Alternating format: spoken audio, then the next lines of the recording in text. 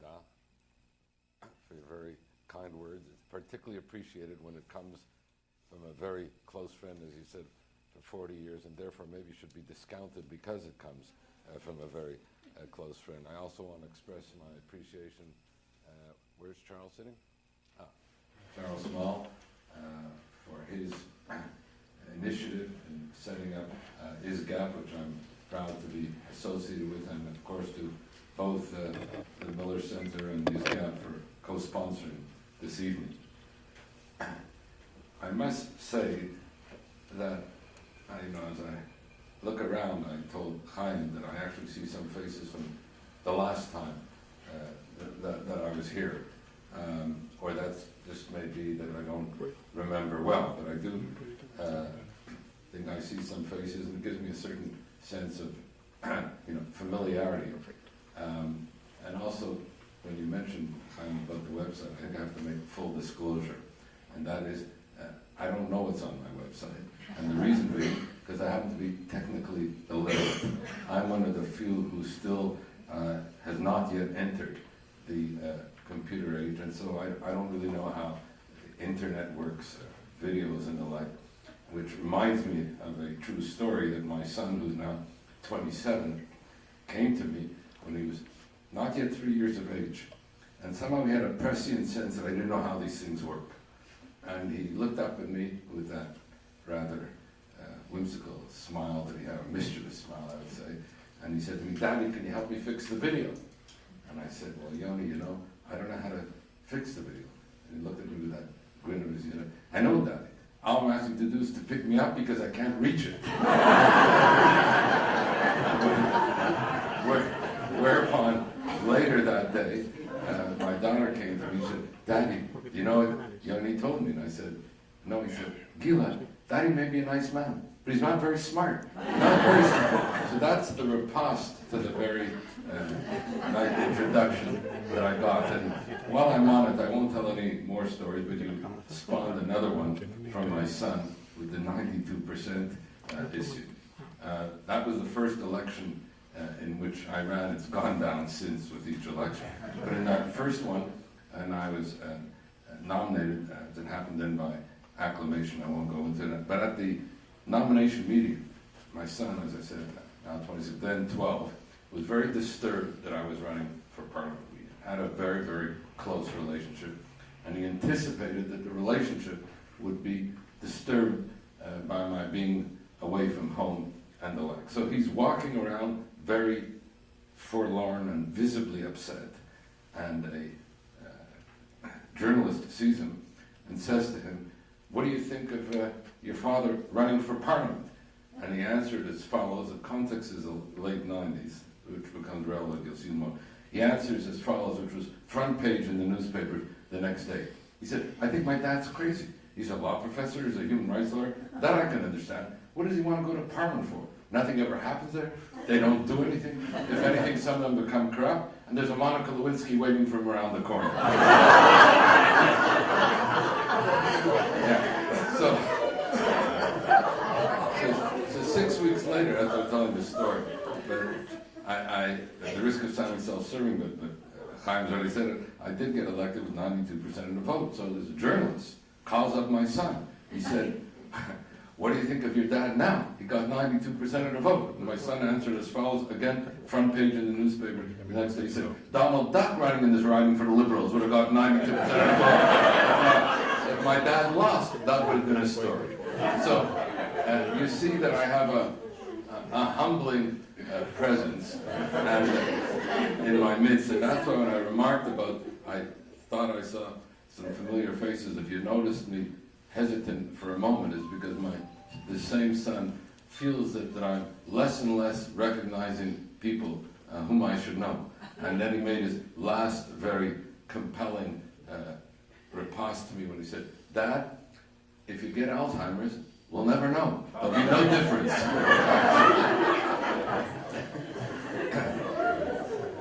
Okay, now next time you might want to invite him.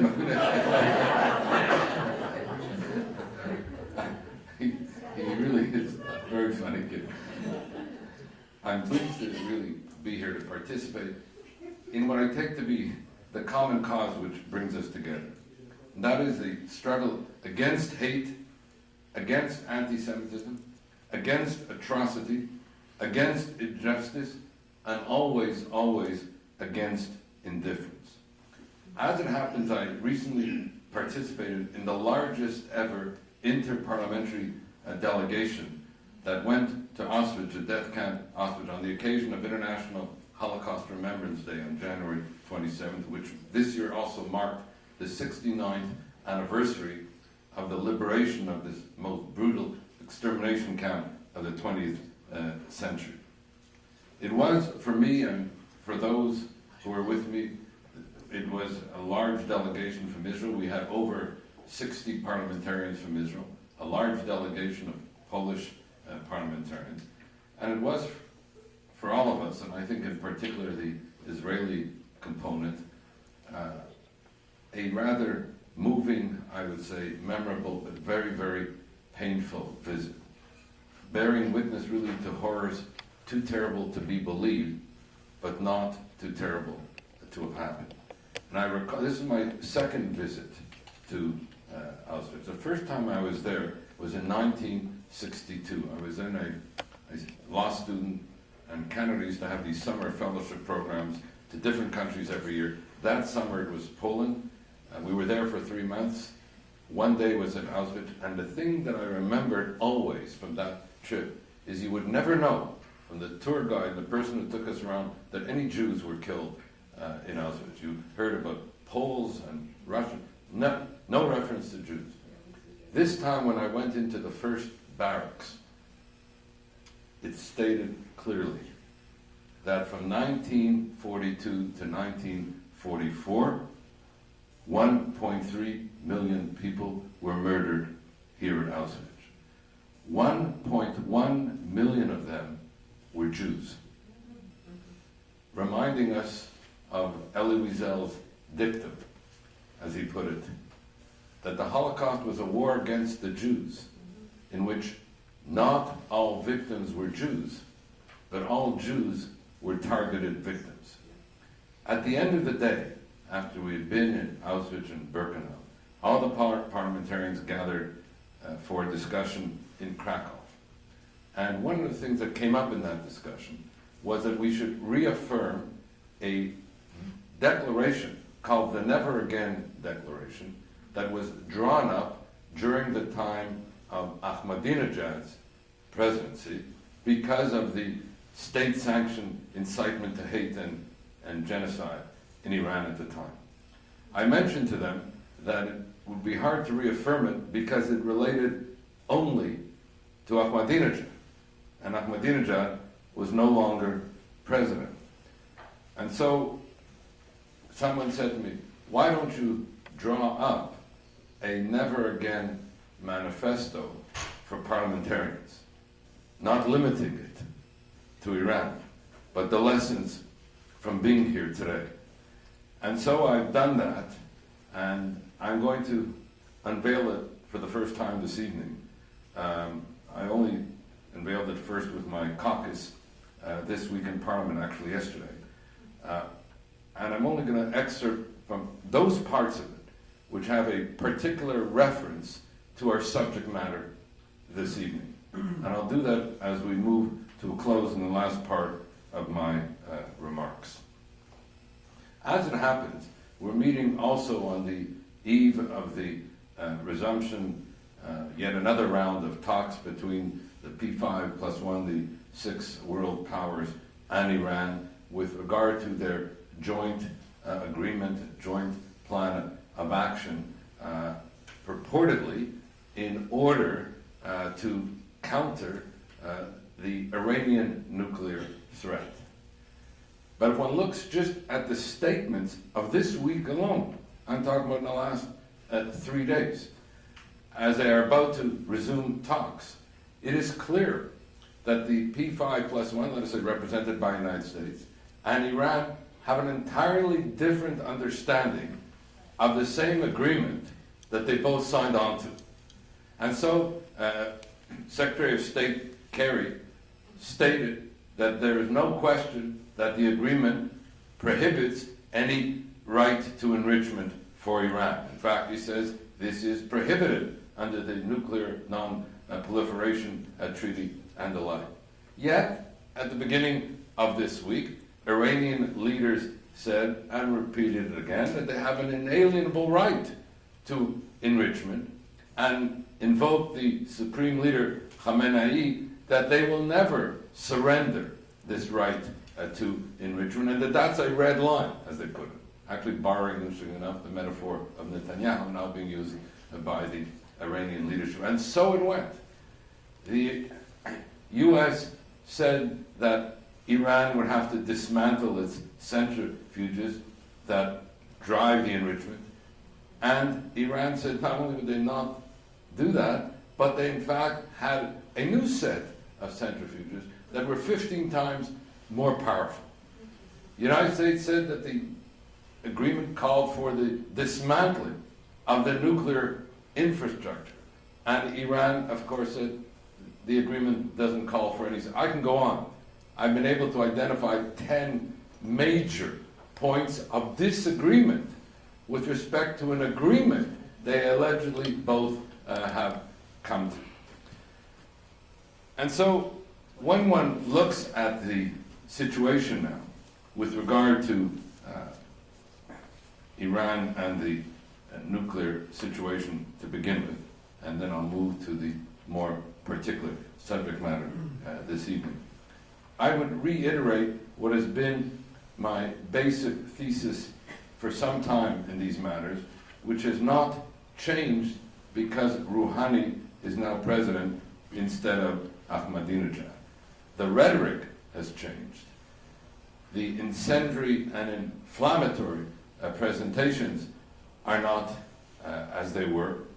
And we have what The Economist first called in the summer an unprecedented and remarkable charm offensive by Rouhani, which was on display, of course, in the UN General Assembly in November, a display last month in Davos, where he was referred to as a rock star in Davos, and so on. But I'll still make the point. This supreme leader remains the supreme leader. Rouhani, like Ahmadinejad, were there at the behest of the supreme leader and would not have been there without the approbation of the supreme leader, Khamenei. And so my basic thesis is that Khamenei's Iran, and I use that term to distinguish it from the people and publics of Iran, who are otherwise the targets of massive domestic repression, that Khamenei's Iran constitutes, and has constituted for some time now, a clear and present danger to international peace and security, to regional and Middle East stability. One only has to think about the Iranian criminal complicity in what is happening in Syria and in the surrounding area, to Israel and the Jewish people, and increasingly and alarmingly so, to its own people. What we are witnessing in Khamenei's Iran is the toxic convergence of four distinct yet interrelated threats: the nuclear threat, the terrorist threat, the incitement threat, and the domestic repression threat. Let there be no mistake about it. Iran has been and continues to be in standing violation of international legal prohibitions respecting a nuclear weaponization program, beginning with the prohibition on the matter of enrichment, which Iran repulses and said, as I mentioned, they have an inalienable right to enrich. Iran has been characterized by the U.S. State Department as well as others as the leading global sponsor of international terrorism. That has become an understatement. It's not just a sponsor of international terrorism, it's actually a participant in that international terrorism, which has undertaken now a global involvement, of which Syria is only one manifestation of it. Iranian terrorist attacks from 2011 to 2013 spawned 5 continents. And while the attacks may not have been directly carried out by Iran, the Iranian fingerprints were all over these terrorist attacks. The third, on the matter of incitement, and I can best cite a unanimous finding and conclusion of law by the Canadian Parliament. And I have to say, our Parliament is becoming increasingly adversarial, not unlike the American Congress. So to get a unanimous finding on anything is a rare occurrence these days. But the Canadian Parliament determined back in 2010 that Iran has already committed, I repeat, already committed the crime of incitement to genocide prohibited under the Genocide Convention. And as to the fourth threat in the matter of domestic repression, that Iran is engaged in what I would call systematic and widespread violations of human rights that in many instances constitute crimes against humanity, against its own people. And so let me move now to the particular topic. I was just contextualizing it because one can't discuss the particular topic of some inconvenient truth about human rights and anti-Semitism without realizing the globality of the threat with respect to Khamenei's Iran. And while the attention, yet again, when the talks resume, will focus on Iran's nuclear program, understandably so, and I would say necessarily so, one must guard against that kind of preoccupation with the nuclear program at the expense of the other threats and operating in such a way so as to marginalize, if not sanitize, the other threats, particularly the massive human rights violations. I'm reminded here, and I think here in the audience, as Americans, you will remember this far better than me, that when the United States negotiated an arms control agreement with the former Soviet Union at the time, it did not turn a blind eye to the violations of human rights in the former Soviet Union. It did not ignore the plight of political prisoners there. It did not ignore the situation with regard to Soviet Jewry. On the contrary, we had the Helsinki Final Act, which is 3 interrelated baskets: the security basket, the economic basket, and the human rights basket, with the human rights basket emerging as a transformative dynamic with respect to the situation in the Soviet Union as a whole. The Jackson-Vanik Amendment, yet another example of the importance that was placed on the issues of human rights in the Soviet Union as being inextricably bound up with the nuclear situation and arms threat from the Soviet Union, such that at the end of the day, it was the focus on human rights, if I may borrow a Marxist metaphor, that led to the withering away of the former Soviet Union. So what follows now is an inventory of these widespread and systematic human rights in Iran today. And interestingly enough, I'm going to not deal with the violations as they were, though they were all there during Ahmadinejad's time. I'm going to deal with them as they are now in Rouhani's time. And you will see not only that they have not abated, but that in some instances they have in fact even intensified.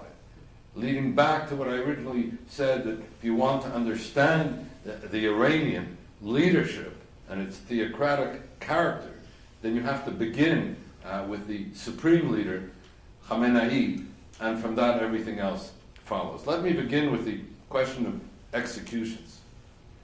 Prior to Rouhani's ascent to power, Iran had the highest per capita rate of executions of any country in the world. Since Rouhani came to power, that rate of executions, already the highest, has even intensified.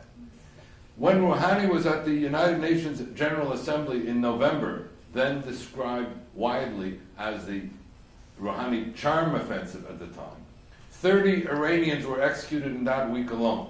You didn't read a thing about it. In the month of January 2014, 83 Iranians were executed. I suspect that very little has been read by you about that as well. And so you have a situation that the charm offensive has become the kind of framing of the way we should be looking at Iran, and people are not looking behind the charm offensive to see what in fact is happening. And so on the first issue and on the first question, will Rouhani, I'm going to give you test questions which you can use as test indicators with regard to each of these sets of human rights. Will Rouhani declare an immediate moratorium on executions and commute all current death sentences? Because as we speak, I can go through the list of those that are on death row, be they Kurds and the like. This is what we have now going on in Iran. Second, torture. The UN Special Rapporteur on Human Rights in Iran, who has already sent a draft report of his latest report to the leadership in Iran, which has already rejected it outright. But I met not too long ago with Dr. Ahmed Shahid, who has documented the horrific treatment in previous reports that political prisoners endure. Dr. Shahid found that physical torture, including beating, whipping, and assault, occurs in 100% of the cases. 100% of the cases. Sexual torture, including rape, molestation, and violence to genitals, occurs in 60% of the cases. And psychological and environmental torture, including solitary confinement, are also, as he put it, highly prevalent. And so the question again, will Rouhani put an end to the widespread use of torture by Iranian officials under his and Khamenei's watch, which constitute, in fact, crimes against humanity against their own people? Number three, political prisoners. We read in the run-up to Rouhani appearing at the UN General Assembly in November, some 12 political prisoners were released. One of them, Nasrin Sotoudeh, was an iconic woman lawyer in Iran who had really been one of the most courageous lawyers one can find anywhere. She was the one who was representing other political prisoners, representing other arrested lawyers, representing others who were falsely accused until she herself became a political prisoner. She was one of those released. And so what you found was headlines about the release of the iconic political prisoner, Nasrin Sotoudeh, whom I represented under our global Iranian political prisoner program, which I chair with Senator Kirk here in the United States, a U.S. Canada global Iranian political prisoner program where congressmen and Canadian parliamentarians are invited to take up the case of a particular political prisoner and mobilize kind of global advocacy on their behalf. We borrowed this from the Soviet Jewry movement and the advocacy that took place then. Nasrin Sotoudeh was one whom I was representing, and she was released. What is not known is 2 weeks after she was released, her home was vandalized. What is not known was that her husband has been rearrested. What is not known is that she still is subject to threats and the like. But what is most important is that there are still hundreds and hundreds of political prisoners cutting across the whole range of Iranian civil society. I'm referring to leaders of ethnic and religious minorities, trade union leaders, academics, students, artists, religious leaders and the like. The entire leadership of Iranian civil society, the major leadership, are still political prisoners. And if one looks at the words of Iranian Nobel Peace Laureate Shirin Ebadi, as she put it, nearly all of the opposition activists in prison before Rouhani was elected are still in prison. And one of the disturbing factors about this, which you, as well you don't read about it, is that when we call on Rouhani to put an end to this criminalization of innocence, and those that prosecute and persecute the innocent who should be held to account, what is not known, and it's I think a revealing expression of Rouhani's leadership, is that Rouhani's appointee as justice minister is Mustafa Pur Mohammadi.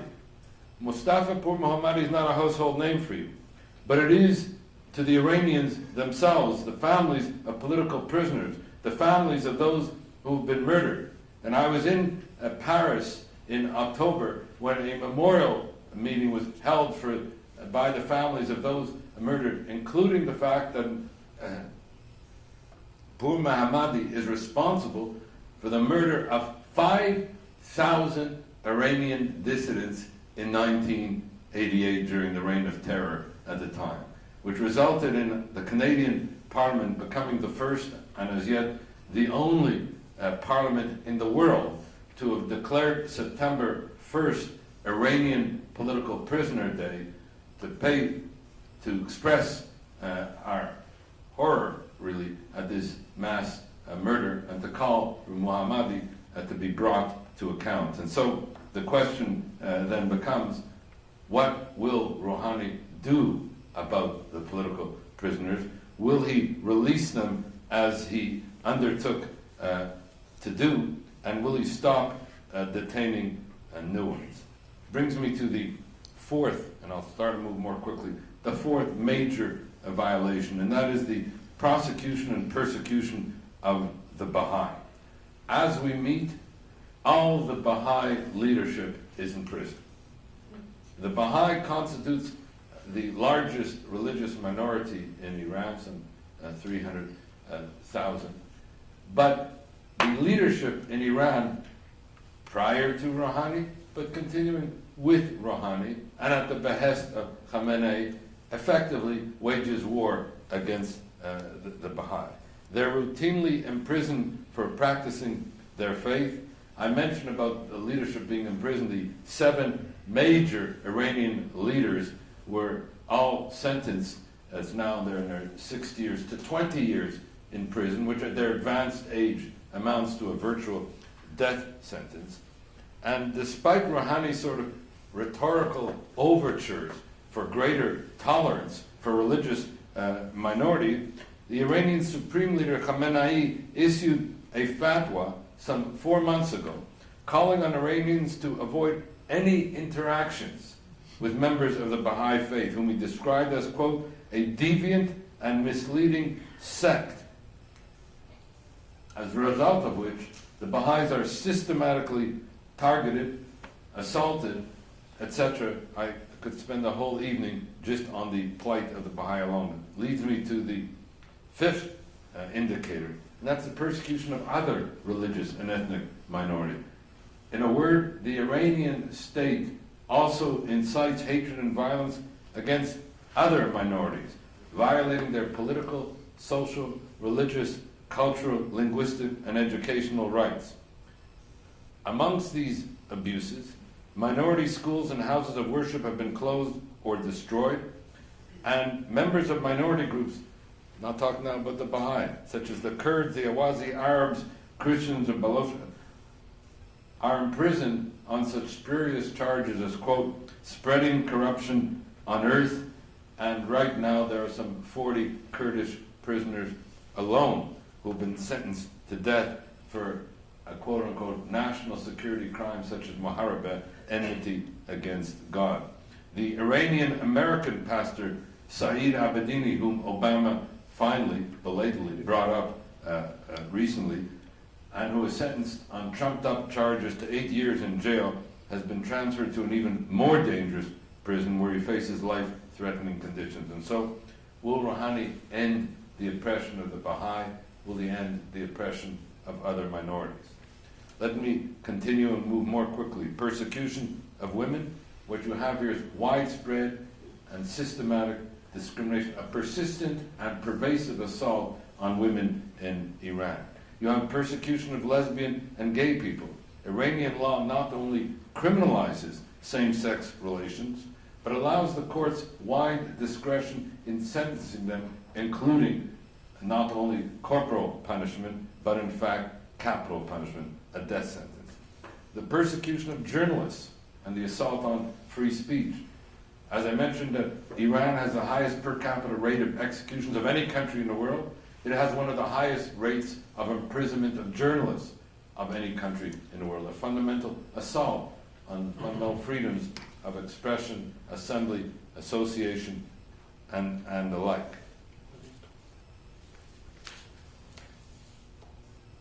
Let me just close by making reference to just several others very quickly. A fundamental violation is an ongoing assault on the rule of law and on the independence of the judiciary.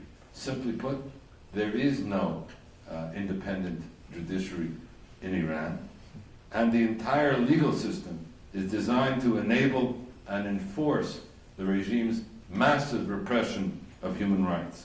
And so, lawyers representing political prisoners have their licenses revoked or become political prisoners themselves. 9 major governmental ministries responsible for the rule of law and the administration of justice have become sanctuaries for the human rights violators themselves. And I can go on. Pur Mohammadi, the Minister of Justice, is one example. We had the denial of political rights in the manner in which Rouhani was elected in an election that was clearly neither free nor fair.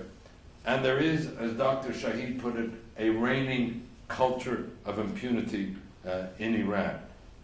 Not only is Pur Mohammadi a case study, but you can look to the defense minister, also appointed by Rouhani, Hossein Dagan, who has ties to Hezbollah and has been implicated in the 1983 bombing of the US barracks in Beirut. And again, one can go on in terms of the culture of impunity, give a whole lecture on that.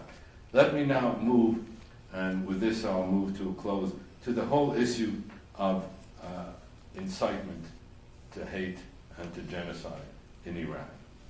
What one has to appreciate, and perhaps it's not always understood, and one has to contextualize it so that one appreciates it. The culture of hate and incitement to genocide in Iran is state-sanctioned and state-orchestrated. It emanates from the supreme leader.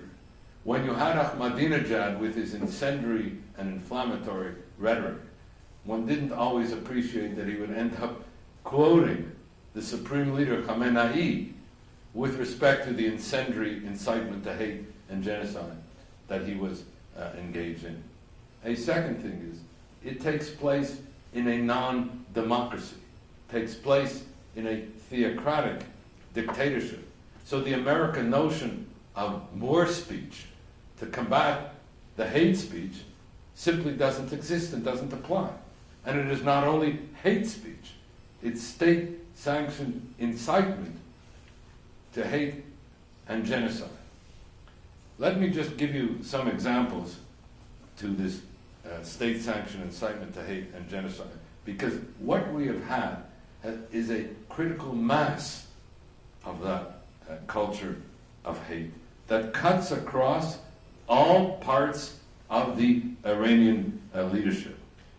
And so the incitement to genocide, the crime whose name we should even shudder to mention, is, I would say to you, without parallel or precedent, even when compared to the incitement that took place, let us say, in Rwanda, or even that took place with regard to the Nazis.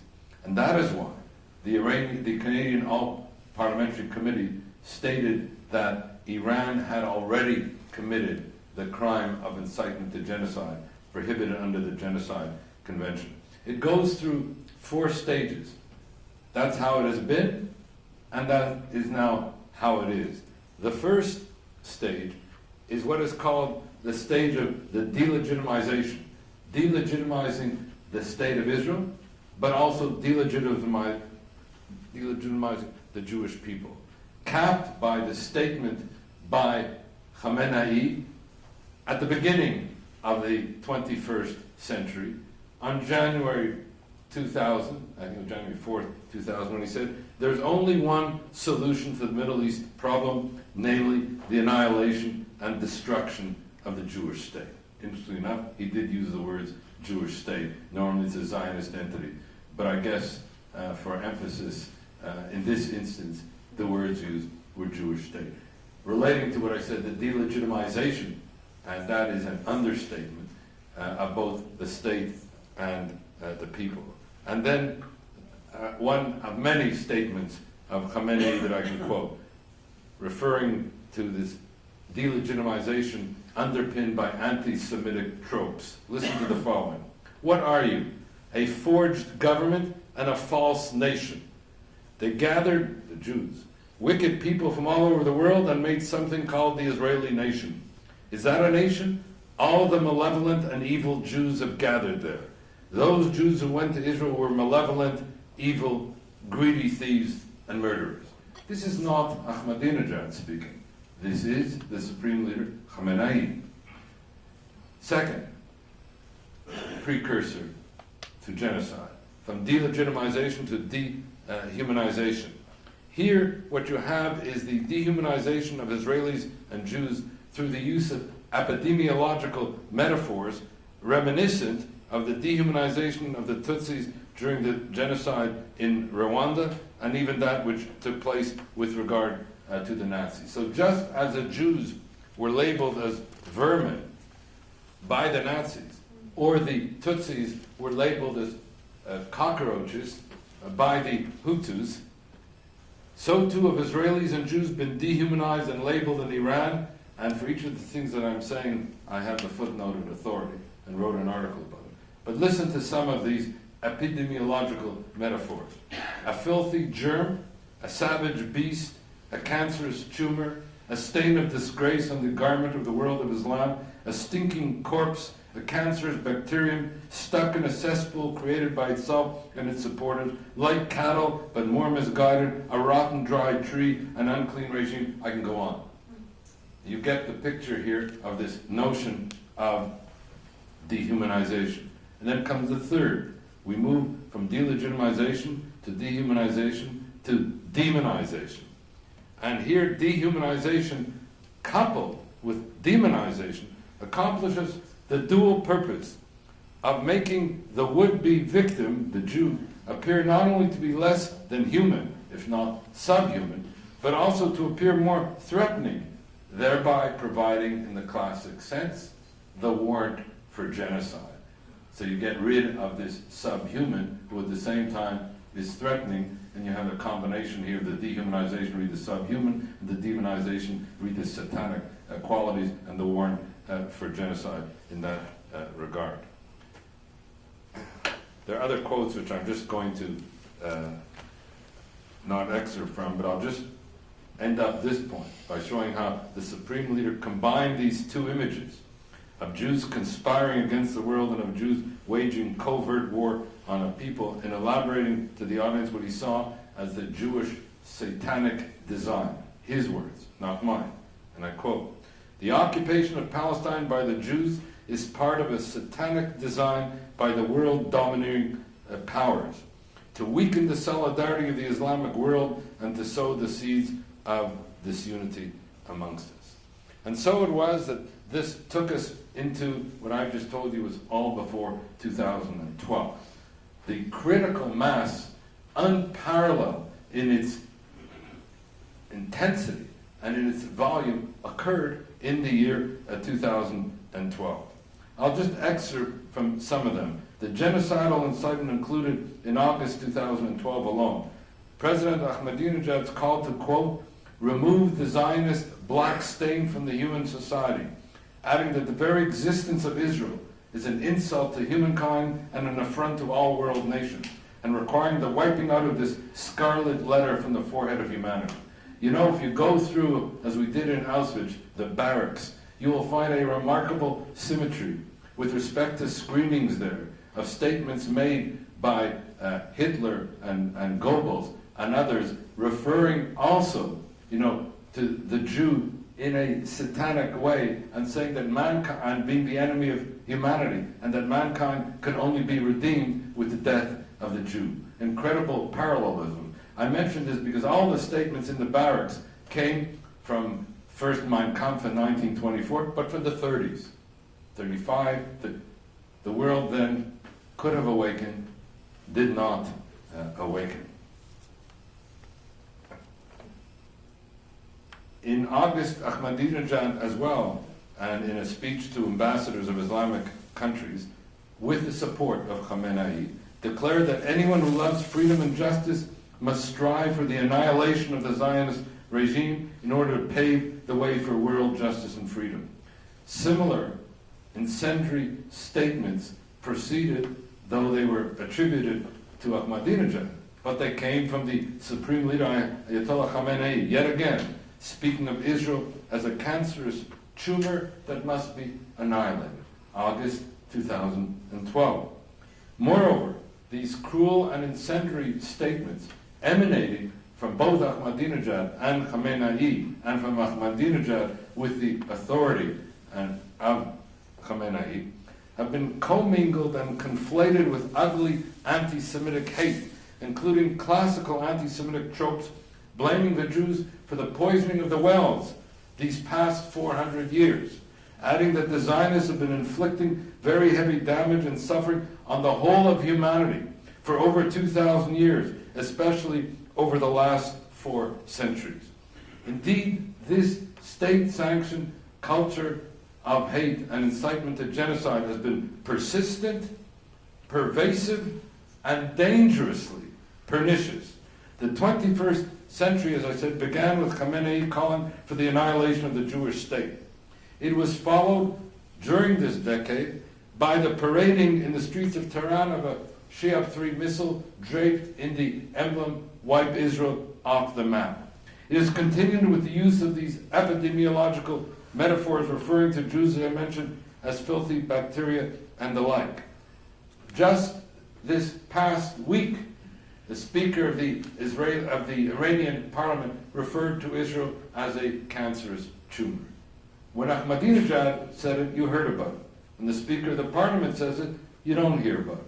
When Khamenei reaffirms it, and when the Speaker of the parliament invokes Khamenei in saying it, we're not hearing anything because the charm offensive has overtaken everything.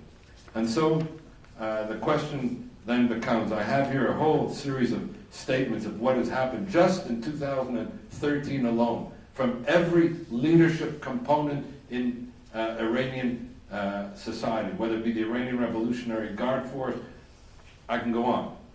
Leaders of the parliament, all engaged in this kind of incendiary and incitement to hatred and genocide.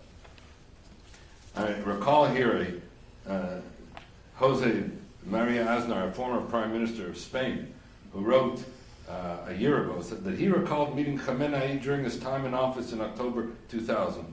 And I quote what he says: "Israel to him was a kind of historical cancer, an anomaly, a country to be put in flames and condemned to disappear," Aznar said.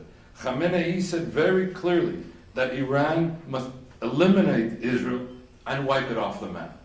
And he says how he was struck by the intensity and commitment of Khamenei to, in fact, carry out the genocide.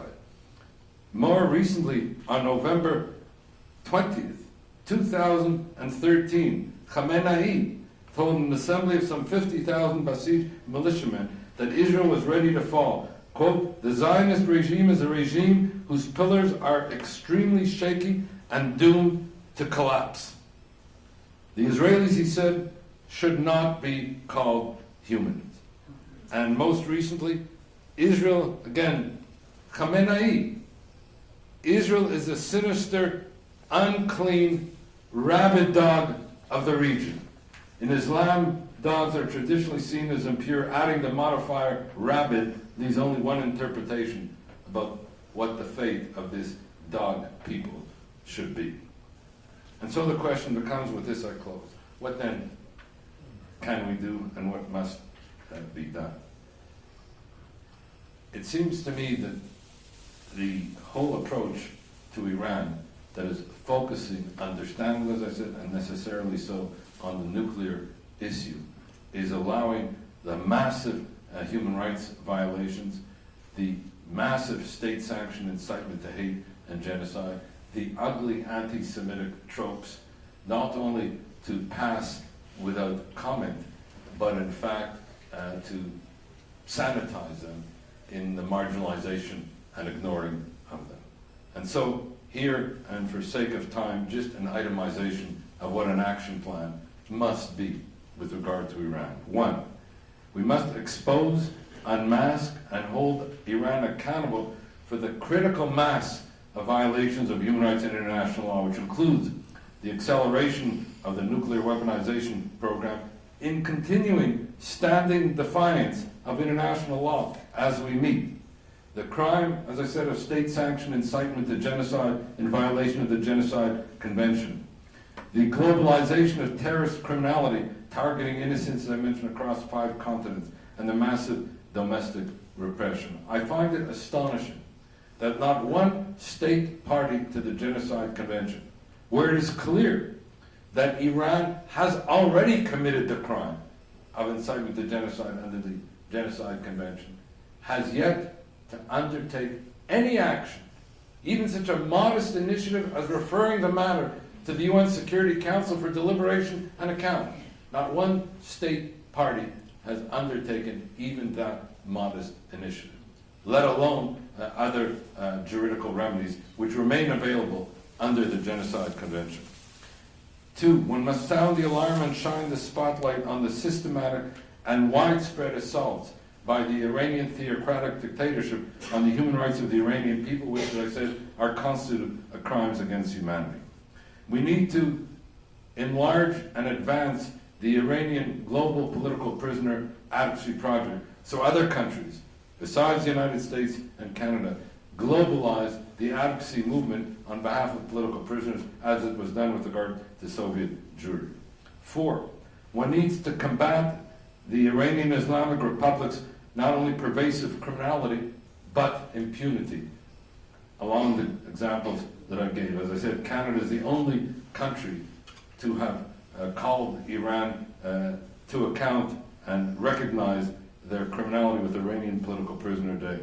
5, to call upon Iran to cease and desist from its state-orchestrated policy of wanton executions, to cease and desist from its persistent and pervasive assault on the rights of women, including cruel and inhuman treatment and punishment such as stoning and flogging, which continues to go on as we meet, to support targeted sanctions, not only against those who are involved in the nuclear program, but targeted sanctions against those who are involved in these massive violations of human rights, against those who are involved in the state-sanctioned incitement to hate and genocide, against those who are involved in the dissemination of ugly, incendiary, anti-Semitic tropes and the like. Which leads me now to close just with returning to that trip to Auschwitz and what we have learned. I'm going to just, from this, take 3 lessons. More can be taken. I tabled, I said with my caucus this week, 12 major lessons, but 3 that apply particularly to Iraq. The first is that the enduring lesson of the Holocaust and the genocides that followed in Rwanda, in former Yugoslavia, in Darfur, is that these genocides occurred not simply because of the industry of death, and we were reminded painfully of that industry of death with the gas chambers and the crematoria. And I have to tell you that as soon as we exited from the barracks containing the crematoria, led by the Israelis, we broke into a kind of instantaneous Kaddish of mourning for the dead, with such pain that I have rarely experienced at that moment. And the understanding, as the Supreme Court of Canada said, and I'm quoting, that the Holocaust did not begin in the gas chambers. It began with words. These, as the court put it, are the catastrophic effects of racism. These, as the court put it, are the chilling facts of history. And so on this first lesson, we said we as parliamentarians must undertake to challenge, to address, to redress these state-sanctioned incitement to hate and genocide when they occur, of which Iran is now the primary exponent. A second lesson, which relates directly to Iran, which comes out of our Auschwitz experience, and that is that the Holocaust and the other genocides that followed, and I might add that we are on the eve of the 20th anniversary of the Rwandan genocide, where from April to June 1994, 1 million Rwandans were murdered. What makes the Rwandan genocide so unspeakable is not only the horror of the genocide itself, that would be bad enough, but the fact that this genocide was preventable. Nobody could say that we did not know. We knew, but we did not act. Just as nobody could say that we did not know what was happening in Darfur. We knew, but we did not act. Just as nobody could say that we don't know what is happening to the civilians in Syria. That, in March 2011, began the most peaceful civil protest that now has resulted in more than 140,000 dead. One only has to read the recent report that came out about the assaulting, the maiming, the torturing, the murdering of children, the most vulnerable of the vulnerable, to appreciate the horror of indifference and inaction on the part of the international community. And it began with the Holocaust, with the international community as a bystander community. And so the second dangerous lesson that relates as well to Iran. And the third that I wanted to mention is really la trahison de Cler, the betrayal of the elites. And that is the Nuremberg crimes, were the crimes of the Nuremberg elites. The Holocaust was made possible not only because of the bureaucratization of genocide, as Robert Lifton called it, and which Adolf Eichmann, the desk murderer, personified, but it was made possible because of the trahison de Cler, the criminal complicity of the elites, physicians, church leaders, judges, lawyers, engineers, architects, educators, and that's why our pledge as parliamentarians to speak truth to power and to hold power accountable to truth. I'm only going to close now with a pledge that we took there as parliamentarians, which are now drafted for this Never Again Parliamentary Manifesto. And it says as follows, that this visit to Auschwitz reaffirmed that we must remember and pledge that never again, not as a matter of idle rhetoric, but as a matter of undertaking to act, that never again will we be indifferent to incitement and hate. Never again will we be silent in the face of evil. Never again will we indulge racism and anti-Semitism. Never again will we ignore the plight of the vulnerable. And never again will we be indifferent in the face of mass atrocity and impunity. But we will speak up and we will act against racism, against hate, against anti-Semitism, against mass atrocity, against injustice, and against the crime of crimes whose name we should even shudder to mention, genocide. And I remind you that incitement to genocide is the crime of genocide itself under the Genocide Convention.